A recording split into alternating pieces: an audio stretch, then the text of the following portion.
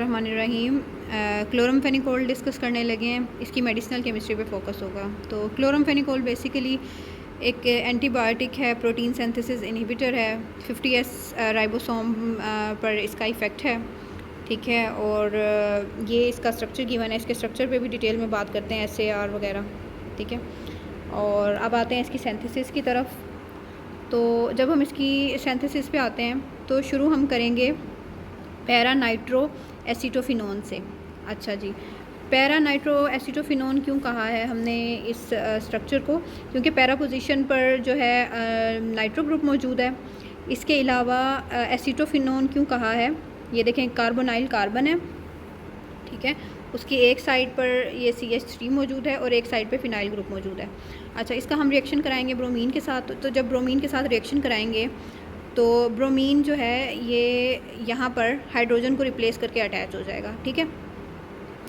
Bromine attach हो गया। उसके बाद हमने इसका रिएक्शन कराना है हेक्सामीन के साथ। तो हेक्सामीन का स्ट्रक्चर है ये CH2 6N4। तो इसमें 6 कार्बन है, 4 नाइट्रोजन है।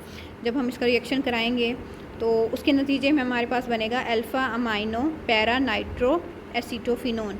अच्छा, अल्फ़ा अमाइनो हमने इसको क्यों कहा है? अल्फ़ा अमाइनो हमने इसको इसलिए कहा है, देखें जो कार्बन है ना, कार्बोनाइल कार्बन के साथ अटैच, यानी फंक्शनल ग्रुप के साथ जो कार्बन अटैच होता है वो होता है अल्फ़ा कार्बन, ठीक है। तो अल्फ़ा कार्बन के साथ ये NH2 ग्रुप अटैच है, तो इसलिए हमने इसको कहा है अल्फ़ा अमाइनो। और पैरा नाइट्रो क्यों? क्योंकि पैरा पोजीशन पे नाइट्रो ग्रुप अटैच है, तो इस वजह से ये इसका नेम हो गया, ठीक है। उसके बाद हमने इसकी एसिटाइलेशन कराई है। एसिटाइलेशन किस तरह कराई है? एसिटिक एनहाइड्राइड के साथ रिएक्ट कराया, ठीक है। एसिटाइलेशन कराई तो जो अल्फ़ा कार्बन के साथ अमाइनो ग्रुप अटैच है, उस अमाइनो ग्रुप का एक हाइड्रोजन जो है ये COCH3 ग्रुप के साथ रिप्लेस हो जाएगा, ठीक है। उसके बाद हमने क्या करना है? अल्कोहल ऐड करानी है। एसिटाइलेशन हो गई। उसके बाद हमने ये जो अल्फ़ा कार्बन है उसमें से एक हाइड्रोजन निकाल के उसकी जगह हमने CH2OH अटैच करना है। वो हम किसकी प्रेजेंस में करेंगे? सोडियम कार्बोनेट और फॉर्मेल्डिहाइड की प्रेजेंस में। एसिटाइलेशन हो गई। उसके बाद जो अल्फ़ा कार्बन है ना, इसमें से एक हाइड्रोजन को रिप्लेस कर देना है अल्कोहल के साथ, ठीक है। और अल्कोहल के साथ रिप्लेस करने के लिए हमें क्या करना होगा? हमें सोडियम कार्बोनेट और फॉर्मेल्डिहाइड के साथ रिएक्ट कराना होगा। तो ये देखें, ये अल्फ़ा कार्बन के साथ एक अल्कोहल ऐड हो गया है, CH2OH ग्रुप ऐड हो गया। जब ये भी ऐड हो गया, उसके बाद हमने क्या करना है? ये जो कार्बोनाइल कार्बन है, ये कीटोन है, इसकी हमने करानी है रिडक्शन। जब हम रिडक्शन कराएंगे तो C डबल बॉन्ड O की बजाय ये बन जाएगा C के साथ OH ग्रुप ऐड हो जाएगा, ठीक है। इसके बाद हमने एसिड हाइड्रोलाइसिस करानी है। एसिड हाइड्रोलाइसिस कराने से हमारे पास क्लोरमफेनिकोल बेस बन जाएगी।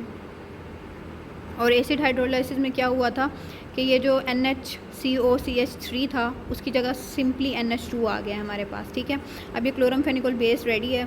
और इसको जब हम डाई क्लोरो मिथाइल एसीटेट के साथ रिएक्ट कराएंगे, उसके नतीजे में क्या होगा? ये जो NH2 वाली चेन अटैच है वो कन्वर्ट हो जाएगी डाई क्लोरो एसीटामाइड चेन में, ठीक है। और जब डाई क्लोरो एसीटामाइड भी अटैच हो गया है तो ये पूरा स्ट्रक्चर हमारे पास क्लोरमफेनिकोल बन गया।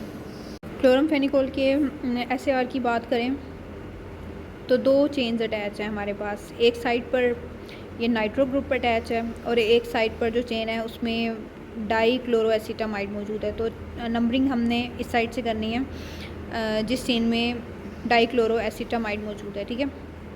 तो ये हो गई कार्बन 1 फिनाइल रिंग की। उसके बाद कार्बन 2 3 4 फोर्थ पोजीशन पे नाइट्रो ग्रुप अटैच है, ठीक है। अच्छा, तो अगर हम इस नाइट्रो ग्रुप को किसी और ग्रुप के साथ सब्स्टिट्यूट करें तो उससे भी एक्टिविटी रिड्यूस होगी। या हम इस नाइट्रो ग्रुप को पैरा पोजीशन से ऑर्थो या मेटा पोजीशन पर ले जाएं, उससे भी जो है एक्टिविटी रिड्यूस ही होगी। अगर ये डाई क्लोरो एसीटामाइड इस चेन में कोई मॉडिफिकेशन करते हैं तो उससे भी एक्टिविटी इन्हांस होने की बजाय रिड्यूस होगी। उसके अलावा ये जो अल्कोहलिक ग्रुप मौजूद है ये भी एसेंशियल पार्ट है, इसकी जगह भी कोई मॉडिफिकेशन करेंगे तो एक्टिविटी रिड्यूस ही होगी। क्लोरमफेनिकोल की 2-4 चीज़ें और डिस्कस कर लेते हैं। ये वाइट या ग्रेइश क्रिस्टलाइन पाउडर है, वाटर में भी सोलेबल है, प्रोपाइलिन ग्लाइकोल में भी सोलेबल है, अल्कोहल में भी सोलेबल है। और इसके अंदर जैसे कि स्ट्रक्चर से हमें पता लग ही गया है कि नाइट्रोबेंजीन मोइटी भी मौजूद है और ये डाइक्लोरोएसिटिक एसिड का डेरिवेटिव भी है, और इसकी जो डी फॉर्म है वो एक्टिव फॉर्म है, डी आइसोमर जो है ना इसका, ठीक है। इसके अलावा ये मेनिंजाइटिस के ट्रीटमेंट में यूज़ होता है, टाइफाइड फीवर के ट्रीटमेंट में यूज़ हो रहा होता है। और क्लोरमफेनिकोल का जो एडवर्स इफ़ेक्ट है वो ये है कि ये बोन मैरो डिप्रेशन करा रहा होता है और ब्लड डिस्क्रेशिया करा रहा होता है, ठीक है। और अगर ऐसे की बात करें तो सैंपल को वाटर में डिज़ोल्व करके उसको डाइल्यूट वगैरह करके 278 नैनोमीटर पर ऑब्ज़र्व करना है, यूवी स्पेक्ट्रम लेना है उसका यूवी स्पेक्ट्रोफोटोमीटर से, और इसकी जो डोज़ है वो है 500 mg एवरी 6 आवर।